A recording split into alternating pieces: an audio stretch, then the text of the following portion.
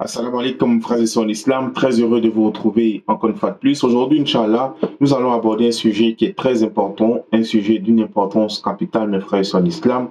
Il s'agit ici de la trahison des musulmans vis-à-vis de l'islam. Nous avons trahi l'islam. Wallah, et nous avons trahi. Subhanallah.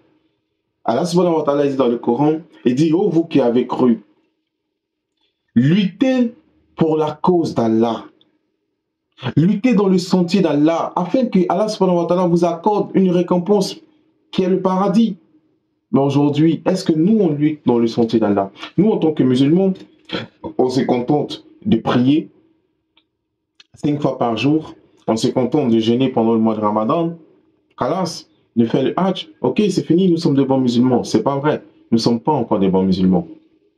Aujourd'hui, l'islam repose sur qui? C'est sur nous que l'islam repose. Comment allons-nous lutter pour la cause d'Allah? Est-ce qu'aujourd'hui, ça nécessite qu'on prenne des armes pour s'entretuer? Non. Est-ce qu'il faut prendre des épées pour aller se gorger? Non. Mais comment lutter dans le sentier d'Allah?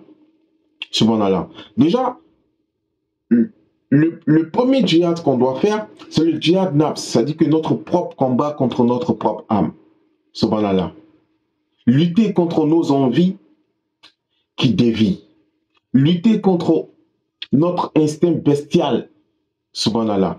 Ça, c'est le premier combat. Mais le deuxième combat, mes frères et sœurs en islam, c'est de propager l'islam. C'est de donner une bonne image à notre religion.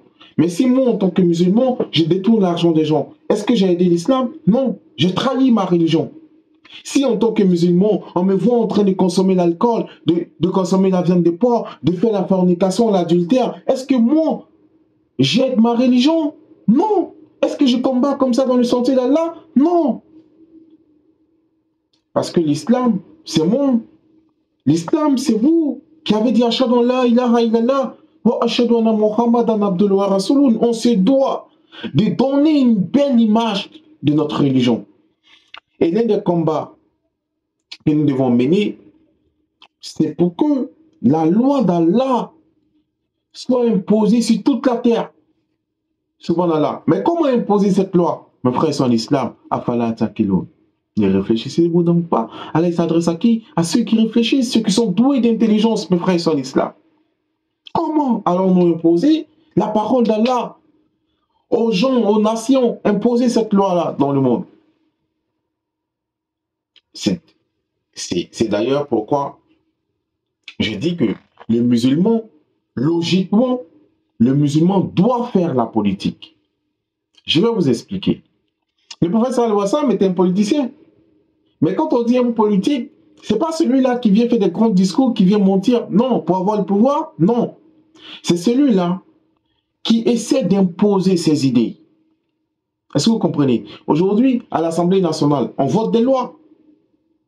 Si nous, les musulmans, on se retrouve à l'Assemblée nationale en tant que député, si on a la majorité, on peut voter des lois, oui, des lois qui sont islamiques.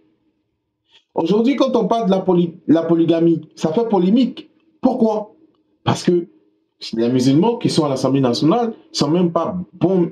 Bon, quand on pardonne, mais je pense qu'ils ne sont pas vraiment des bons musulmans parce qu'ils ne défendent pas la cause de l'islam. Sinon, à l'hémicycle, ils peuvent faire passer les lois comme la loi de la polygamie. Autoriser la polygamie parce que l'islam l'a autorisé. Voilà le combat qu'on doit mener. On va aller à l'hémicycle pour parler d'homosexualité, pour parler de légaliser l'homosexualité ou la parité des sexes, tout ça. C'est pas islamique. Allah subhanahu wa ta'ala a rendu l'homme supérieur à la femme pour des raisons qu'il a données dans le Coran.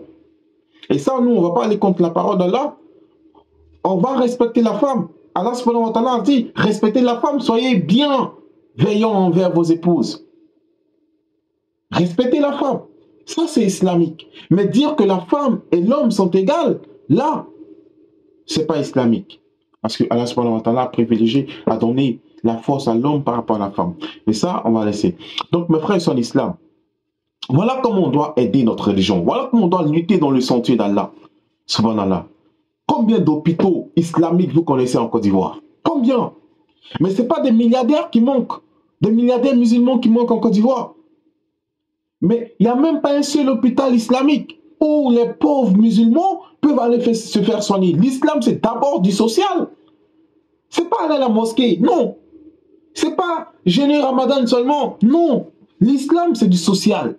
Et tant qu'on n'aura pas compris ce caractère social de l'islam, on ne sera jamais des bons musulmans. On ne va pas s'assister. Et je l'ai dit ici, Allah l'a dit dans le Coran, il dit pourquoi, oh vous les musulmans, pourquoi vous ne vous portez-vous pas secours mutuellement? Mais Allah il parle du social, mon frère. Donc on ne va pas prétendre être musulman alors qu'on ne fait rien pour faire évoluer notre société. On ne fait rien pour aider les gens.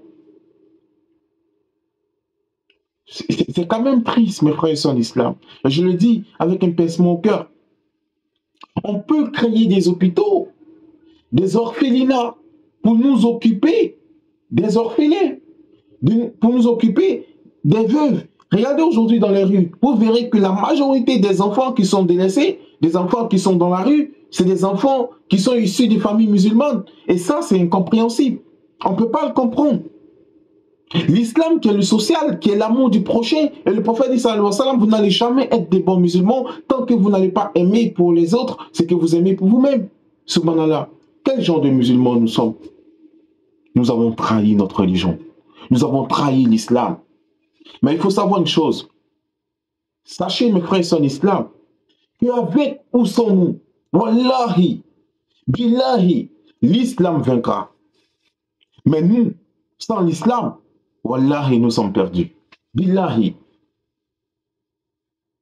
Tout ce que nous allons dépenser comme énergie, tout ce que nous allons dépenser comme argent, tout ce que nous allons dépenser dans le sentier d'Allah, on le verra auprès d'Allah. Il y aura une récompense pour les gens qui se seront sacrifiés. Parce qu'il y a des gens de bonne volonté quand même, parmi les musulmans. Il y a des gens qui sont bien. Il y a des gens qui s'occupent des orphelins, des veuves. Il y a des gens qui vont dans des mosquées, qui payent des factures. Voilà des gens qui luttent dans les sentiers d'Allah. Moi, pour moi, il faut que les musulmans, qu'on soit unis.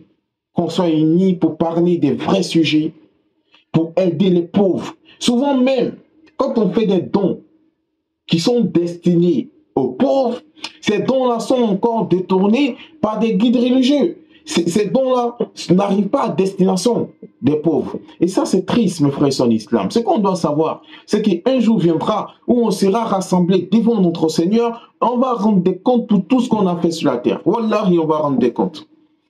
Qu'Allah subhanahu wa ta'ala nous guide sans cesse sur le droit chemin. Mes frères et sœurs en islam, partout où vous êtes, faites l'effort, travaillez à ce que la loi d'Allah soit respectée. Voilà le combat que chaque musulman doit mener. Mais dans la paix, pas dans la violence. Parce que l'islam n'aime pas la violence. Allah n'aime pas le désordre. Subhanallah. Voilà pourquoi j'ai parlé de la politique. Parce que si à l'Assemblée nationale, on fait passer les lois, si on est beaucoup de musulmans à l'Assemblée nationale, on vote oui. On vote oui pour la polygamie. On vote oui pour des lois qui sont islamiques. Excusez-moi, mais quand tu regardes toute l'année, il n'y a pas un seul congé pour les musulmans. Dans un pays laïque où les musulmans sont majoritaires, nous sommes 42% de musulmans selon les données statistiques. Nous sommes la religion la plus pratiquée en Côte d'Ivoire. Mais il n'y a même pas un seul congé pour les musulmans. Congé de Noël, c'est catholique. Congé de Pâques, c'est pareil. Congé de Toussaint, congé de tout, Pentecôte, tout ça, ils ont des congés. Subhanallah. Quand on parle de laïcité, il faut qu'on mette l'équilibre. Il faut qu'on mette l'équilibre. Il n'y a pas de congé pour les musulmans. Pendant le Ramadan, on aurait pu même donner les 10 derniers jours où on veille la nuit en prière à la mosquée comme congé pour les musulmans. Mais il n'y en a pas. Mais qu'est-ce qu'on fait pour changer ça? Qu'est-ce qu'on fait, mes frères et sœurs en islam? Il faut qu'on se réveille. C'est notre combat. C'est notre combat qu'on doit mener. Subhanallah.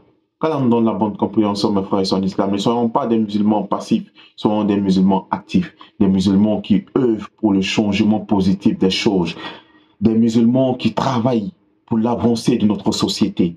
Parce que, wallahi, l'islam est une belle religion, une religion de mœurs, de bonnes mœurs, une religion qui fait changer positivement les gens, pas une religion qui rétrograde les gens amener les gens à adopter l'homosexualité, à faire ce genre de choses-là. Non, l'islam est contre ça. Qu'Allah nous donne la bonne compréhension. J'ai été très heureux d'être en votre compagnie. J'espère très prochainement vous retrouver pour partager avec vous d'autres sujets, Inch'Allah. Assalamu alaikum.